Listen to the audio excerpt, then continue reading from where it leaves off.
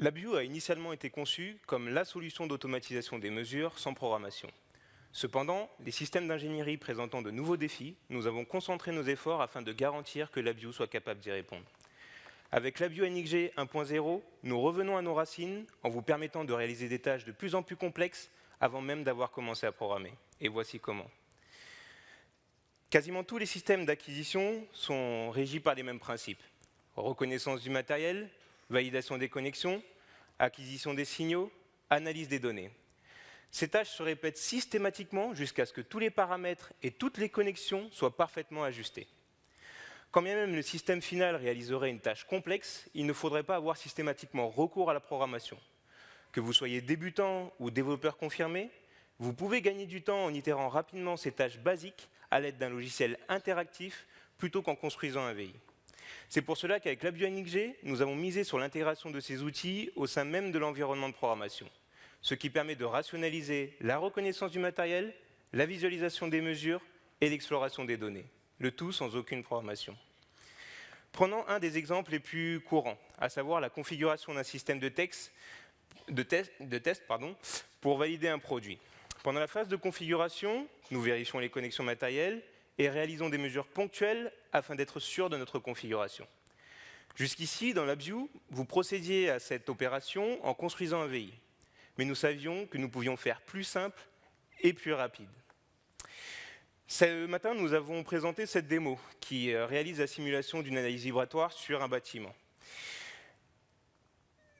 Donc là, au cours de cette démo, le but était de montrer qu'un des défis les plus courants que rencontrent nos utilisateurs consistait à la configuration du matériel. Et justement, nous avons décidé de les aider en simplifiant cette étape dans LabVIEW. En effet, nous y avons intégré un outil de reconnaissance et de configuration au sein même de l'environnement de développement. Désormais, il n'est plus nécessaire de quitter le logiciel afin de vérifier une configuration matérielle. LabVIEW NXG a été conçu et réfléchi depuis le début afin d'améliorer l'ergonomie de l'utilisateur, de sorte à ce que dès l'ouverture, l'accès aux informations du système avec lequel nous prenons la mesure soit le plus simple que possible. C'est pour cela que nous avons consacré nos efforts, notamment aux éléments non placés, de sorte à ce que ce soit plus intuitif pour les utilisateurs. Notre premier défi étant de rationaliser votre façon de programmer, nous avons révisé certaines procédures afin d'optimiser votre productivité. Et justement, pour le cas du dépôt d'éléments sur l'interface, nous avons fait en sorte de regrouper tous les terminaux au même endroit afin d'être sûr que vous seriez capable de les retrouver facilement en fonction de votre besoin de programmation. Cette idée existait déjà dans la version bêta, mais l'emplacement exact a changé de place à plusieurs reprises. À l'aide de différents tests, nous avons essayé plusieurs configurations, de sorte à ce que les éléments non placés se retrouvent à un endroit qui colle avec la réalité d'utilisation. Donc, ces changements sont limités, mais LabVIEW NXG révolutionne notre logiciel, mais également notre façon de programmer. De cette façon, nous avons élargi notre équipe, intégré des experts qui explorent l'environnement de programmation en s'appuyant sur les retours des utilisateurs afin d'y apporter des modifications. Donc pour revenir aux éléments non placés, cette idée nous est justement venue des retours que nous avons reçus. Dans d'autres cas, nous nous sommes appuyés sur d'autres logiciels et avons adapté ces changements à LabVIEW. Par exemple, on peut également citer l'exemple des propriétés d'objets. Donc pour ces propriétés d'objets, nous avons eu plusieurs approches. Mais la première s'appuyait sur un ruban dans le style Microsoft situé sur la partie supérieure et un volet de configuration. Donc ceci a très bien fonctionné pendant nos phases de test, mais là encore, nous avons reçu des retours de nos utilisateurs privilégiés qui nous expliquaient que ça pouvait être amélioré. Nous avons donc réuni notre équipe, organisé un design test, de sorte à établir un nouvel ensemble de modèles qui conserverait le bon tout en remédiant aux lacunes. Le volet de configuration que vous pouvez voir dans LabVIEW NXG est un modèle accessible et évolutif. Il classe les propriétés en groupes et positionne les groupes les plus importants vers le haut. Le reste du détail s'affiche progressivement au fur et à mesure du besoin. Le volet de configuration finale est la résultante tout simplement de toutes nos actions d'amélioration et de modification. Mais nous sommes loin d'en avoir fini. En effet, la Vue NXG regorge de nouveautés. Mais notre équipe travaille d'ores et déjà sur la prochaine version qui sortira l'année prochaine. Et Skanda, je te laisse leur en dire plus sur la Vue NXG 2.0. Merci Johan.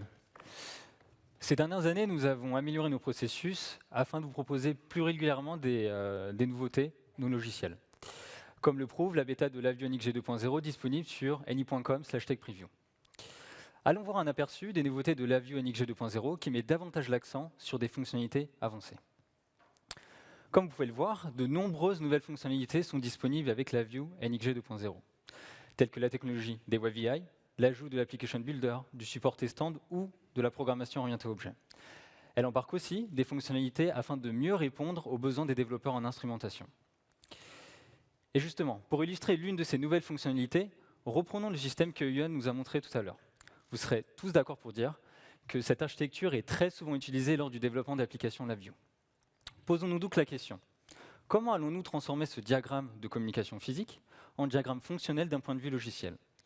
C'est le rôle de System Designer, l'une des nouvelles fonctionnalités de LabVIEW qui vous permettra de transformer ces schémas physiques en diagrammes fonctionnels. Elle vous permettra de découvrir, de configurer, de documenter tous vos systèmes directement dans l'IDE. Et même de construire de zéro des systèmes simulés en parcourant tout notre catalogue de produits. Derrière moi, vous pouvez voir quelques exemples de diagrammes conçus avec System Designer. Et comme vous le savez, chez National Instruments, l'intégration matérielle a toujours été l'une de nos priorités.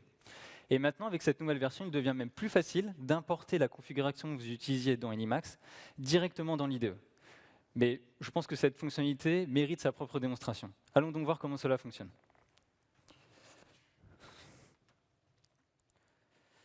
Alors, comme vous pouvez le voir ici, nous avons un projet ouvert avec la Vue NXG 2.0 et System Designer. En cliquant sur Design, je peux concevoir mon système. Et donc, beaucoup d'entre vous commencez le développement logiciel avant d'avoir le matériel. Créons donc un nouveau système. Comme vous pouvez le voir, System Designer me permet de parcourir l'intégralité de nos produits sans avoir de driver d'installer. Plaçons donc un châssis PXI, un 1082 par exemple, un contrôleur. On va prendre un contrôleur temps réel que l'on va placer au slot numéro 1 et une carte PXI. Pour ça, on va prendre carte multimètre. Voilà. Un des retours que vous nous faites, c'est la difficulté de trouver le driver adéquat une fois le matériel acquis.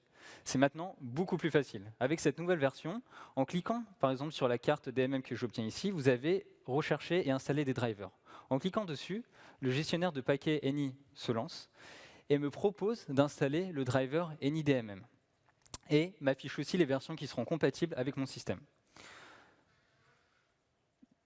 Donc en cliquant sur View Result, vous pouvez voir que AnyDMM est proposé par le gestionnaire de paquets et en cliquant sur Installer qui va s'afficher, je pourrais récupérer l'intégralité des drivers qui sont nécessaires à mon système. Voilà. Je vous ai parlé de AnyPackage Manager. Allons voir ce qu'il apporte. Donc AnyPackage Manager, c'est l'aboutissement d'un effort très important de simplification pour la recherche de vos drivers ou de vos dépendances pour vos applications ou vos matériels.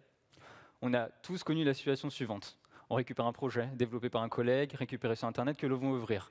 Et résultat, il nous manque des dépendances. Typiquement, des drivers si on utilise du matériel, des compléments logiciels, des toolkits ou vos propres bibliothèques.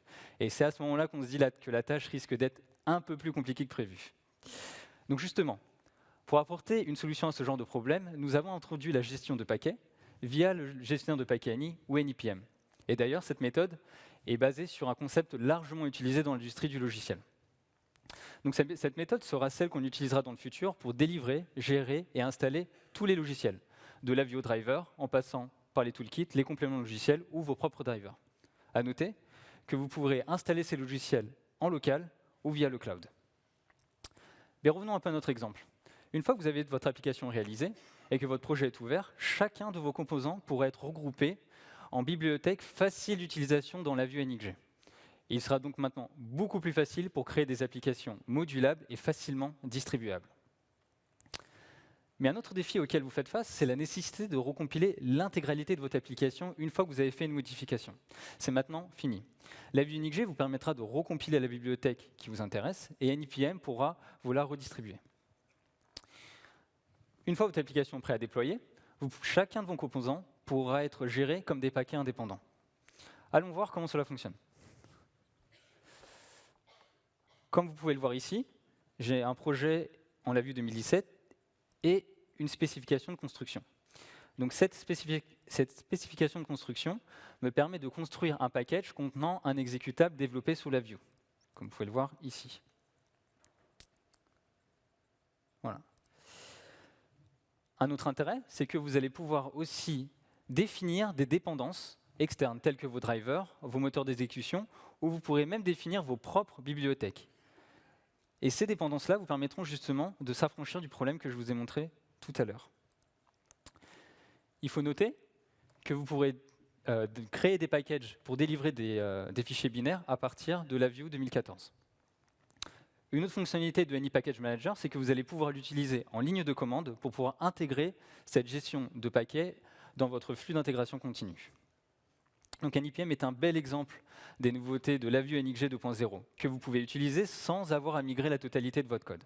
C'est encore un exemple de notre volonté d'apporter de la valeur ajoutée à nos outils.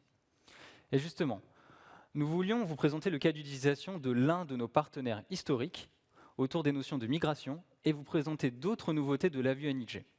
Je vous propose donc d'accueillir un des deux La Vue champions français, Olivier Jourdan, de la société Saphir QMT Group.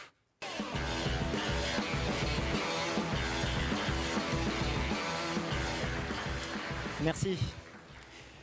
Nous avons eu la chance, à Saphir, d'être impliqués dans le développement, dans les différentes phases de développement de la Vue NXG depuis maintenant 3 ans et demi. C'est pourquoi je suis heureux aujourd'hui d'être sur scène pour vous parler de cette toute dernière version de la Vue. Vous l'avez vu aujourd'hui, la Vue NXG apporte un très grand nombre de nouveautés. Pour autant, avant de commencer à développer avec la Vue NXG, vous allez sûrement vouloir récupérer vos codes existants. Migrer un code LabVIEW vers la Vue NXG est simple. L'utilitaire de conversion est intégré à la Vue NXG. Il va vous permettre de convertir des VI, mais également des librairies et des projets complets. Durant le processus de migration, la Vue NXG génère un rapport complet et très détaillé sur l'ensemble des modifications apportées au code original. Vous pouvez ainsi naviguer dans le code et vérifier l'intégrité de ce dernier. L'ensemble des fonctionnalités de la Vue n'a pas encore été porté dans la Vue NXG. Lorsque l'utilitaire de conversion rencontre une fonctionnalité non supportée, elle est remplacée par un nœud de substitution qui indique très clairement quel nœud la Vue n'a pas encore son équivalent dans la Vue NXG. Les ingénieurs de National Instruments travaillent constamment sur l'ajout des fonctionnalités manquantes et je peux vous garantir que chaque nouvelle bêta que nous avons entre les mains apporte son lot de nouveautés. Par ailleurs, il y a fort à parier que vos codes LabVIEW tirent parti d'un ou de plusieurs toolkits parmi la centaine disponibles sur le LabVIEW Tools Network. À Saphir, nous commercialisons 6 toolkits utilisés à travers le monde. 2 intègrent le protocole de communication Modbus, 2 autres sont orientés base de données, et enfin les 2 derniers proposent gratuitement des contrôles pour construire des interfaces modernes et des sondes personnalisées pour mettre au point vos codes LabVIEW encore plus facilement. Avant de migrer vos applications LabVIEW vers la Vue NXG, vous devez vous assurer que les toolkits que vous utilisez ont bien été portés sous la Vue NXG. Afin de ne pas bloquer les utilisateurs de nos toolkits, nous avons travaillé avec National Instruments pour migrer les plus utilisés d'entre eux. Les premiers toolkits sur lesquels nous avons travaillé sont les 2 toolkits historiques de la famille Gmodbus. Ils vous permettront de continuer à communiquer avec vos automates à l'aide d'un protocole éprouvé depuis des décennies dans l'industrie. Le troisième toolkit sur lequel nos efforts ont porté est JDatabase for MySQL. Il vous permet de requêter un serveur MySQL sans installation ni configuration d'un driver tiers. De plus, il fonctionne aussi bien sous environnement Windows que sous l'ensemble des cibles temps réel de National Instruments. Nous sommes heureux aujourd'hui de vous annoncer que ces 3 toolkits seront disponibles dans le LabVIEW Tools Network dès la sortie de LabVIEW NXJ 2.0. Olivier, je pense que c'est une très bonne nouvelle pour les utilisateurs de LabVIEW. Et d'ailleurs, pour vos clients, avec l'expérience que vous avez engrangée, elle pourra sûrement être utile pour leur migration de leur application LabVIEW. Mais pour autant, je pense que chez QMT Group, vous ne faites pas que développer des toolkits pour le LabVIEW Tools Network. Est-ce qu'il y a une fonctionnalité dans LabVIEW NXJ 2.0 qui vous a le plus marqué? Alors, tout à fait. Nous ne faisons pas que développer des toolkits. C'est même une toute petite partie de notre activité. QMT Group, c'est l'union de 2 entreprises, toutes 2 créées en 1989. Calimatest, leader dans les systèmes de contrôle optique automatisé, essentiellement pour le monde de la production industrielle, et Saphir, leader en mesure, traitement, pilotage multisignaux, essentiellement pour le monde de la caractérisation et des bancs de test. Nous sommes partenaires de National Instruments depuis 1990 et notre équipe est l'une des plus réputées en Europe pour la maîtrise des technologies National Instruments. QMT Group, c'est également une expertise en électrotechnique et en mécanique et nous nous positionnons comme maître d'œuvre de systèmes complets. Enfin, nous avons un bureau d'études en traitement du signal avec une expertise particulière sur l'acoustique et les vibrations. Au fil des années, le besoin d'interfaces web de qualité n'a cessé d'augmenter. Nous y avons répondu par des développements dans d'autres langages que LabVIEW, ce qui n'est pas idéal. Aujourd'hui, avec les WebVI qui apparaissent dans LabVIEW NXJ 2.0, nous pouvons développer des interfaces web de qualité directement en LabVIEW. En tant que développeur LabVIEW, vous n'aurez aucune difficulté à utiliser les WebVI, car vous les développez exactement comme un VI classique. Ce qui va être différent avec les WebVI, c'est que vous allez pouvoir visualiser et modifier le code HTML généré automatiquement pendant la création de vos faces avant directement dans LabVIEW NXJ. Une fois déployé, votre WebVI sera accessible sur n'importe quel appareil disposant d'un navigateur web. Nous avons actuellement sur notre stand un démonstrateur d'un banc de surveillance en production chargé de contrôler les défauts de longueur de papier. Ce banc utilise un Compact Trio 9066. Nous avons utilisé les WebVI pour accéder aux mesures de ce système. Mais jetons un œil à la démo. On peut accéder à l'interface à l'aide d'un simple navigateur. On peut voir les mesures du système ainsi que l'état du système, sa charge CPU, sa RAM. Et enfin, les graphes possèdent toutes les fonctionnalités nécessaires à l'analyse des données. Par exemple, le zoom, ainsi que les curseurs que vous pouvez ajouter dynamiquement. Il est à noter que la visualisation des WebVI ne nécessite aucune installation de plugin pour pouvoir être visualisé dans votre navigateur. D'ailleurs, je vous invite à venir nous voir sur notre stand pour visualiser le WebVI que nous a montré Skanda directement avec votre propre appareil. Pour les curieux qui se posent la question de comment cela fonctionne, les WebVI sont propulsés par un tout nouveau moteur JavaScript, Vireo, qui permet au code LabVIEW de s'exécuter directement au sein du navigateur. D'ailleurs, Vireo est disponible dans la communauté pour que chacun puisse apporter les améliorations et contribuer à améliorer ce moteur. Merci Olivier pour ce témoignage. Merci Skanda.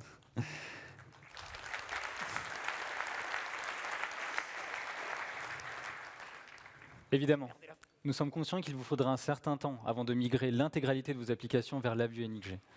Mais notre but ici est de vous montrer que vous pouvez utiliser LabVIEW 2017 et LabVIEW NXJ conjointement dans vos systèmes actuels sans avoir à migrer l'intégralité de votre code. Et je vous rappelle que vous pouvez découvrir toutes ces nouveautés sur any.com/techpreview et vous inscrire pour télécharger la bêta d'NXJ 2.0.